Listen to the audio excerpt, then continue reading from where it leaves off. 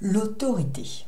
Début septembre 2024, Dieu gère pour tout, mais je suis un chouïa stressé par la rentrée.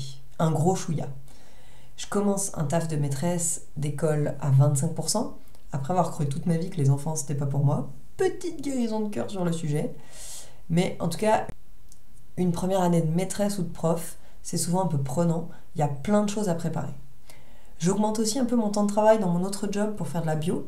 C'est trop cool la bio, tu peux t'amuser avec des plantes et des crânes de bestioles trouvés sur le bord de la route et dire que tu bosses. Et du coup, je serai en première année pour la bio aussi. Et puis, je m'engage dans plusieurs trucs à l'église parce que je kiffe. Et là aussi, c'est la première année.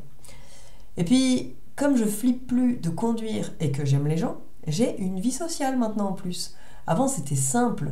J'étais tout de suite bloquée par ils vont me saouler, je sais pas où me garer, je sais pas comment y aller, je veux pas conduire de nuit, c'est trop tard, il y a trop de routes, il y a trop de monde, je suis fatiguée, j'ai pas envie, j'en ai marre. Bon, c'est bien la délivrance et la guérison, mais on se rend pas compte des problèmes d'emploi du temps que ça génère.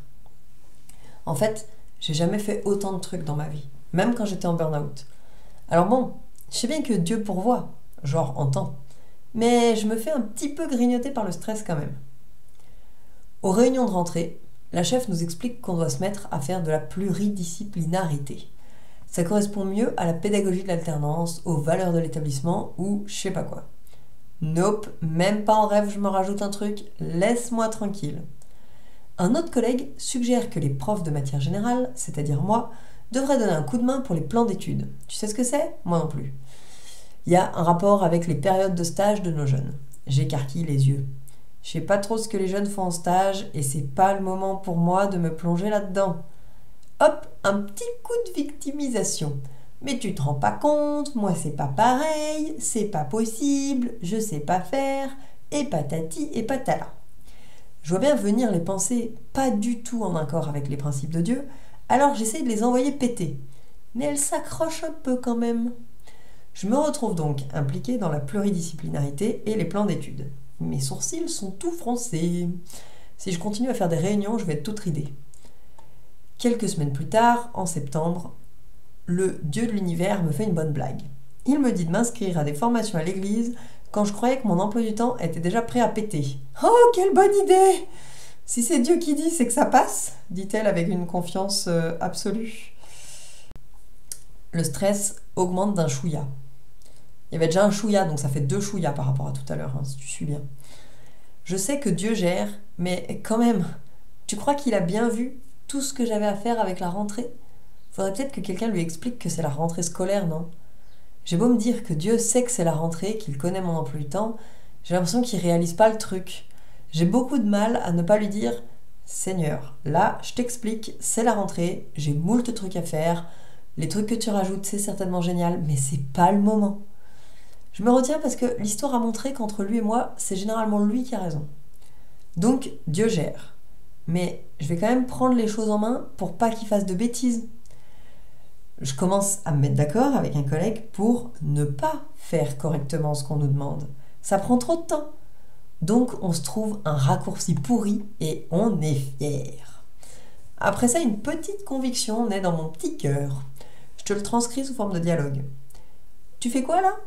Je fais mine de pas entendre, mais ça revient. Tu fais quoi là ? C'est parce que ça prend trop de temps de faire comme elle a dit la chef, alors tu vois, mon argumentation s'effondre toute seule. Ça tenait pas debout. Je retourne voir le collègue quelques jours après pour lui dire que je préférerais qu'on fasse correctement les choses. J'espère qu'il va pas râler. J'espère qu'il va être ok. Je sais pas ce que je fais s'il est pas d'accord. Je remets la conversation à Dieu. Bon, je vais lui parler, mais je pourrais pas le convaincre en lui disant « Dans la Bible, c'est marqué ». Bah tu sais quoi ? Le collègue a eu la même idée que moi. Il a l'air même soulagé que je lui propose de revenir sur notre idée débile. On est tous les deux complètement d'accord. Bah voilà, j'ai pu faire les plans d'études et la pluridisciplinarité. J'ai pu découvrir comment bossent les collègues, avoir un nouveau regard sur les élèves, mieux comprendre leur scolarité chez nous, et je suis trop contente d'avoir fait ces trucs. Au niveau emploi du temps, c'est passé, large. J'ai aussi réalisé ce qu'on pouvait améliorer pour l'an prochain, et j'ai hâte de m'y attaquer. Je me sens plus impliquée dans ce qu'on fait, plus motivée par nos valeurs, et je trouve ça assez génial.